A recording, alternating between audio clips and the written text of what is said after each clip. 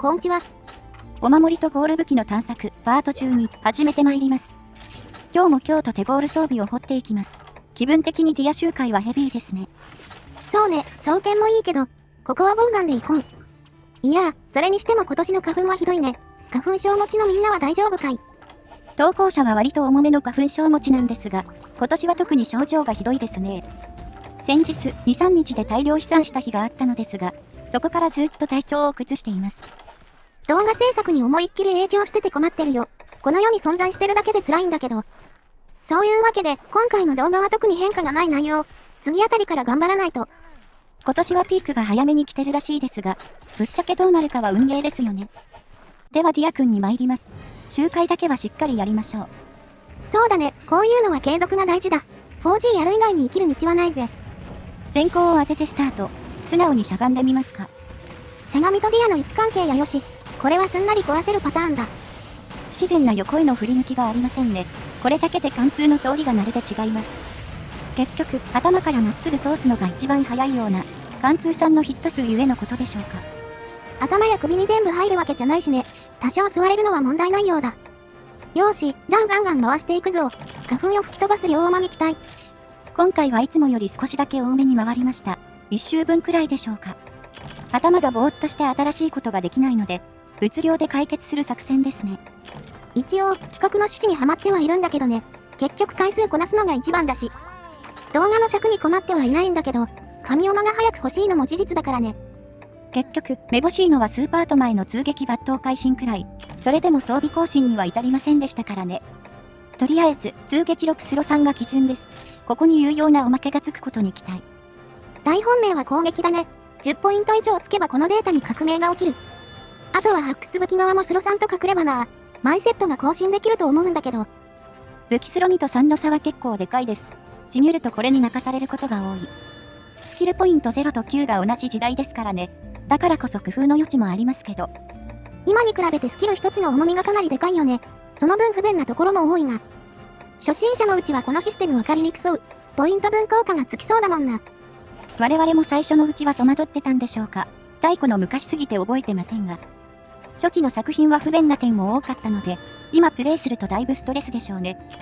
ボックス内調合とか買っておくるもセカンド G からだよね。どんどん便利になって何よりだよ。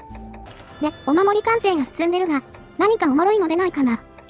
通撃さん砲術さんスロさんの竜が見えましたね。攻略段階ならそこそこ役立ちそう。それと、抜刀会心5スロさんの点がありました。第2スキルつけて出直してほしいです。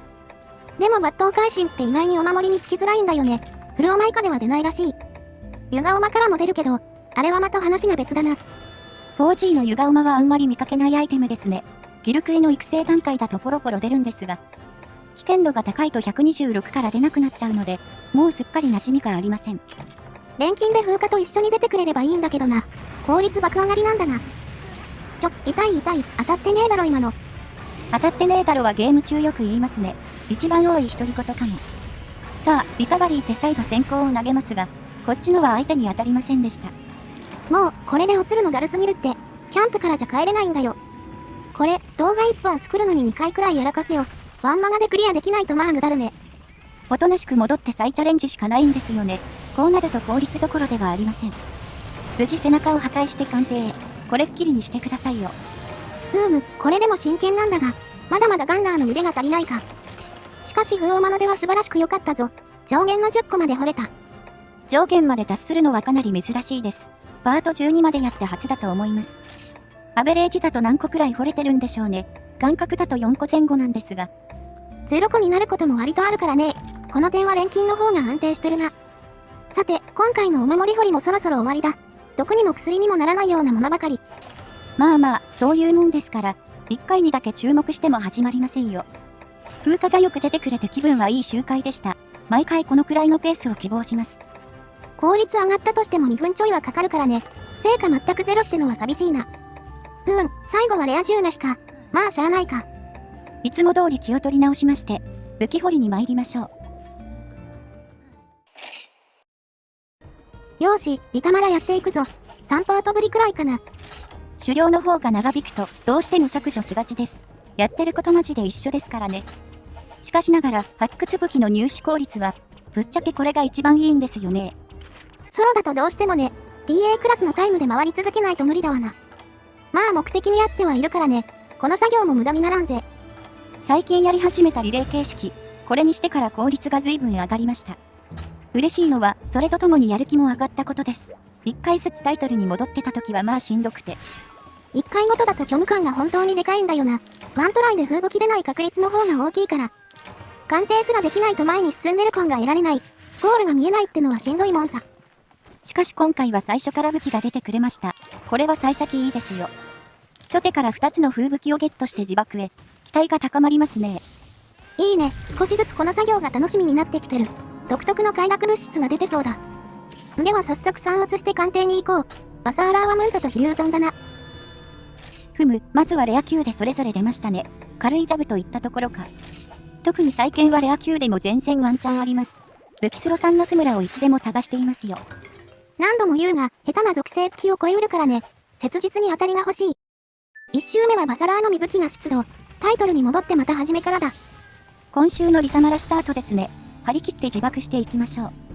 ちなみに、視聴者さんもリタマラやられてる方いるみたいで、たびたびゴールの報告をいただいたりしますね。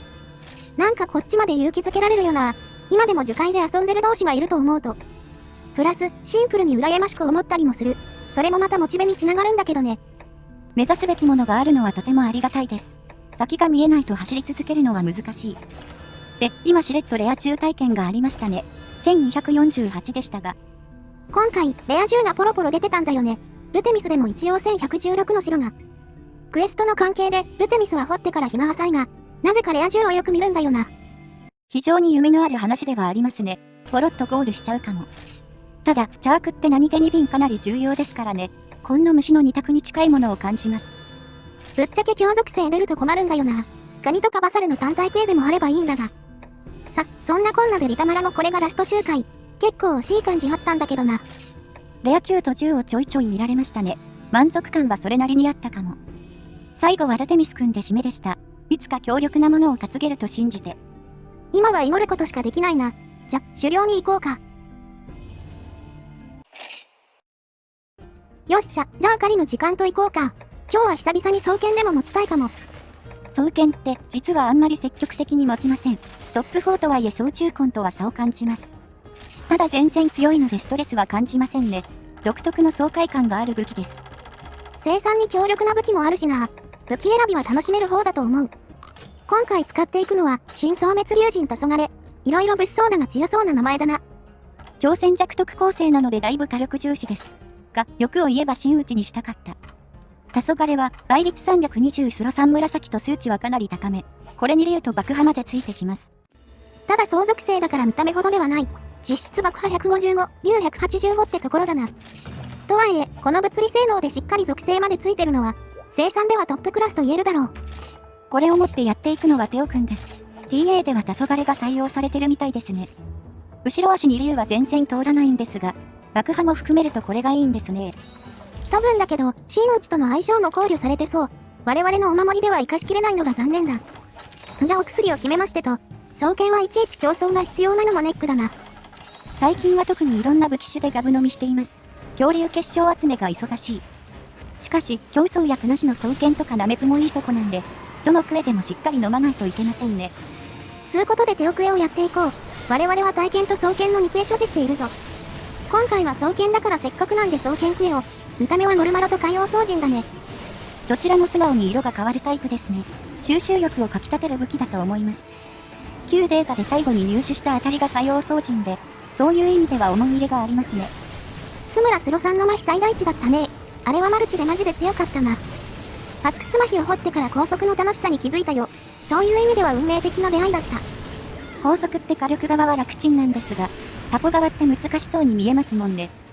事実やることが多くて大変なんですが、うまくいった時は非常に爽快です。狩りを制してる感じがするよね。成功したらとやれるしな。さて、そろそろ肝心のテオくんに触れようか。と言っても、あんまり言うことないんだけどなこいつ。基本的には足に張り付いて殴るだけです。他の手数武器と同じですね。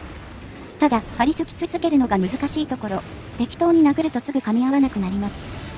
爆破やられから突進で即死の黄金コンボ。調子乗って殴ってるとマジですぐ死ぬからな。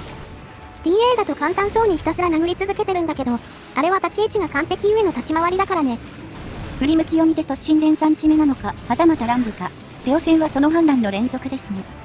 これを少しでもミスるとキャンプ送りです。かといって、ひよってると火力が出せません。どうしても総中根に比べちゃうとね、DA でも1分半以上の差がついてるみたいだ。この辺は埋められないモーション値の差を感じるよ。なんだかんだ双剣は属性寄りの武器だから。通っても氷15程度ですからね。怒り時の物理55には遠く及びません。リーチが短く、粉塵を食らいやすいのも難しい点。削りも積み重なると致命傷になります。それに加えてテオタイマー、切れ味、競争薬、マージで管理するものが多すぎて大変だぜ。黄昏だと1ターンで白青の顔まで落ちるよ。逆に紫が維持できてたら手数が足りなすぎるかな。研ぎ機会が確定でもらえるのはまあいいんですけど、これは他武器でも同じですからね。ということでこれで1ターンが終わりました。あとはこれを倒れるまで繰り返します。我々の腕だと5セット目くらいまでかかりそうだな。最近テオも全然やってないし。やったとしても毎回発掘痕を振り回してるから、全然上達してる気がしないんだよな。自分で効率悪いなってのは感じるんですが、後付きなどテンポ感がつかみきれてませんね。やられはしないがなかなか倒せない。そんな印象を持ってます。どうしても報酬目当てだとラーに行っちゃうんだよな。テオも単体の報酬こそ最大だが。体力的にあんまり効率いい気はしない。2頭負荷だから見た目も変えられんし。絵面が変わらなくて地味ってのもありますね。手中に結構パワーがいるモンスターかも。ただ、極限みたいな余計な要素は少ないです。そこは明確にいいところですね。初期はギルクエの癒し枠って言われてたよね。当時はまだみんなが極限に慣れてなかった頃だから。爆破やられが普通に鬱陶しくはあるけど、ガチンコはさせてくれるね。コンドルだけ見れば普通に両モンスです。体力だけバカ高くなったのが残念。はい、お隣の崖エリアにやってきました。このクエは崖下移動のためテンポが崩れませんね。エリア3が侵入不可だから移動先も制限できる。やっぱ古流クエは1、2だけに絞りたいよな。我々が持つ古流クエはテオシャガルと、割と最近クシャルも手に入れたね。古流クエはそれぞれ用途が明確ですね。シャガルはヘビーの練習、クシャルは単純に速いです。ナスチはまだ自分で持ったことがないんですが、それこそ黄昏でボコせそうに見えますね。倉庫でくすぶってる日の発掘総研もあるからな。クエ入手したらそれなりに使えそうではあるね。むしろテオが一番行く理由に乏しいかも。体験クエはリタマラで利用できるが。武器種の観点では体験クエいっぱいありますからね。海底剣はそれなりに魅力なものの。体力やテオタイマーの用意が面倒だったりで、フラッと行く気になれなかったりします。撮影外だとどうしてもラーに手が伸びちゃうね。ソロゆえの現象かな、これは。多分、一番の問題は一向にうまくならない我々だがね。どうもテオが苦手なんだよな。唯一安定するのは発掘痕なんですが、ぶっちゃけスペックでご利用してるだけですね。体験やチャーク、刀剣など色々試してますが、どれもしっくりきません。狩猟数ではラーに次いで多いんだけど、大半がマルチだから DS が身についてないんだろうな。さてと、このノバで怒り3回目が終了。もうちょっと続くかな。あと怒りターン2回くらい続きますね。最後まで気を抜かずに行きましょう。ということで最後の怒り以降となります。時間はもうすぐ15分経とうかというところ。真打ちがないとはいえ、やっぱり遅いな。生産だと10針すら安定するか怪しいわ。DA だと最速で9分くらいみたいだ。真打ちがあったら1、2分は変わるかしら。ただ、TA で9分って思うと双剣の限界を感じますね。体験やコンは7分ちょいのはずなんで。コンだと耳栓を切って波尾までも真打ちが組めるので、その点でも優位ですね。今回かなり惜しかったんだけどね。我々の東証4スロ3止まりではギリ組めなかったわ。具体的には、東証4切れ味1スロ3とかで組めたみたい。あと1ポイント足りなかったか。黄昏のスロさんはかなり強力なんですがね、見切りを切ったとしても無理でした。やっぱり匠武器には真打ちが必要です。使うと強さを実感します。倍率上昇には会心と違ってブレがないからね。ひるみなんかも計算しやすい。つうわけでここでようやくテオが沈黙。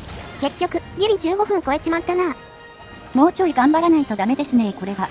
12、3分で安定させたいところです。そのためにも東証絡みのお守り見つけないと、ギルクエも頑張らないとですね。風王までは東証つかないんだよな。東証絡みの神山はマジで貴重だよな。じゃ鑑定タイムだ。ここで来てもいいんだぜ。何もなし。報酬多いと言っても単体だとこの程度ですね。その点、極限の複数頭は固定枠が強いんだよな。風武器2個が2枠出たりするからね。さてと、じゃあ海洋送人でも見ながら締めていくか。動画とは別テイクで取得したものだね。性能は全く見ていません。あくまで見た目を確認するだけですね。やはり紫花葉はイケてますね。中心の青い模様と合ってます。この青のとこは固定なんだよね。ナバル色が落ち着いてるから映えるな。この青い部分、ナバルチャークにも欲しかったわ。チャークはちょっと地味なんだよね。あれはあれで好きですけどね。丸っこくて。ということでコンパートはこの辺りで、あんま気合入っておらずすみませんでした。今年の花粉症、シャレにならないレベルで重くてね。対策にかなり苦心してるところだ。みんなも気をつけてくれ。これでプレイがブレたらひとたまりもないぞ。プレイは置いといて、体調第一で行きましょうね。ほいじゃ、次の動画で。またね。